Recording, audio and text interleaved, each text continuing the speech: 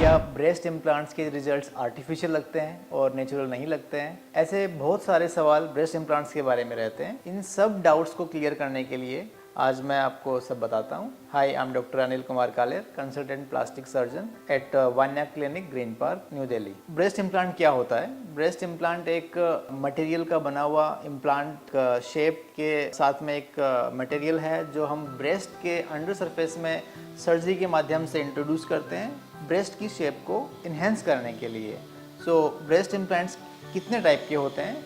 Mainly ये depend करता है कि ब्रेस्ट इम्प्लांट्स कौन से मटेरियल से बना हुआ है और ब्रेस्ट इम्प्लांट की शेप क्या है। अगर हम इसके मटेरियल की बात करते हैं ब्रेस्ट इम्प्लांट के, तो ये स्लाइन से बनते हैं, सिलिकॉन से बनते हैं, पॉलीयूरेथेन से बनते हैं। उसके अलावा भी काफ़ी सारे मटेरियल अवेलेबल हैं।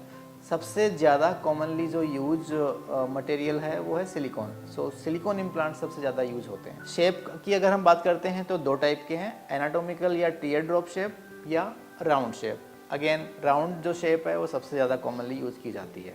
सो अगर हम बात करते हैं ब्रेस्ट इम्प्लांट सेफ़ है या नहीं, इसके पोटेंशियल रिस्क फैक्टर्स क्या हैं। सो अगर एक बोर्ड सर्टिफाइड प्लास्टिक सर्जन से और एक ब्रांडेड और यूएस एफडीए अप्रूव्ड इम्प्लांट्स को अगर यूज़ किया जाए, सो उस कंडीशन में जो रिस्क एंड कॉम्प्लिकेशंस जो रेगुलरली होते हैं वो ऑलमोस्ट उसकी जो परसेंटेज है नील रहती है। सो ब्रेस्ट इम्प्लांट की जो सर्जरी है वो कैसे परफॉर्म की जाती है? ब्रेस्ट इम्प्लांट स्टार्ट करने से पहले हम कितना साइज उसको रिक्वायर्ड है वो क्लाइंट से डिस्कस करते हैं। शेप कितना डिज़ायर्ड है, ये सब डिस्कशन होने के बाद में वॉल्यूम फिक्स होता है। कितना साइज़ का जो वॉल्यूम है, कितना वॉल्यूम और जो साइज़ है वो डिसाइड होने के बाद में सर्जरी प्लान होती है। सर्जरी बेहोशी में करते हैं। लगभग 1 से 1.5 घंटे का टाइम लगता है और ये एक डे केयर प्रोसीजर है। सुबह एडमिशन और शाम को पेशेंट घर जा सकते हैं। सो सर्जरी के टाइम पे पेशेंट बेहोशी में रहते हैं तो ऑब्वियसली कोई पेन या कुछ फील नहीं होता है। सर्जरी के बाद में पेन ना हो उसके लिए इंजेक्शंस और मेडिसिन चलते हैं। 5 दिन के लिए मेडिसिन के साथ में उनको डिस्चार्ज किया जाता है। अब एक सवाल आता है कि ब्रेस्ट इम्प्लांट्स के जो कट्स होते हैं वो कहाँ लगते हैं? आगे जाके फ्यूचर में जो कट्स हैं उनके निशान विजिबल रहते हैं या नहीं रहते हैं? 3 तरह के कट्स के थ्रू हम इम्प्लांट्स को इंसर्ट किया जा सकता है।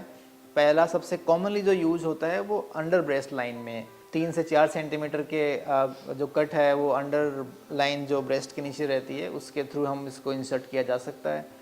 दूसरा रहता है निप्पल के जो सर्कल है उसके बॉर्डर पे भी हम कट लगा सकते हैं क्योंकि वो आगे जाके विजिबल नहीं होता। थर्ड होता है आर्मपिट के एरिया से।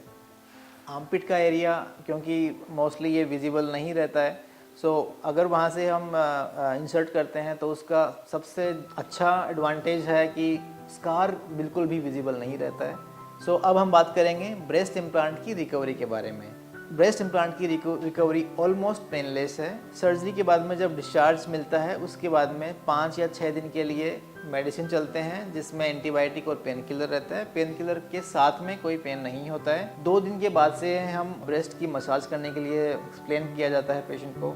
2 वीक्स के बाद में पेशेंट अपनी हल्की फिजिकल एक्टिविटी भी स्टार्ट कर सकते हैं, लाइक जॉगिंग और कार्डियो एंड थोड़ा बहुत पार्क में टहलना, घूमना फिरना। 3 से 4 हफ्ते के बाद में हेवी वेट लिफ्टिंग या कोई भी स्विमिंग हो गया या जिम ज्वाइन करना है, ये और कोई स्पोर्ट्स है, ये सब कुछ पेशेंट स्टार्ट किया जा सकता है। सो अगर आपको या आपके कोई नॉन को ब्रेस्ट इम्प्लांट के बारे में कोई भी डाउट है, कन्फ्यूजन है, तो आप मेरी टीम से दिए हुए नंबर पे व्हाट्सएप पे कांटेक्ट कर सकते हैं। नहीं तो मेरा क्लिनिक वान्या क्लिनिक जो कि ग्रीन पार्क न्यू दिल्ली में लोकेटेड है, वहाँ पे आप आ सकते हैं। Thank you.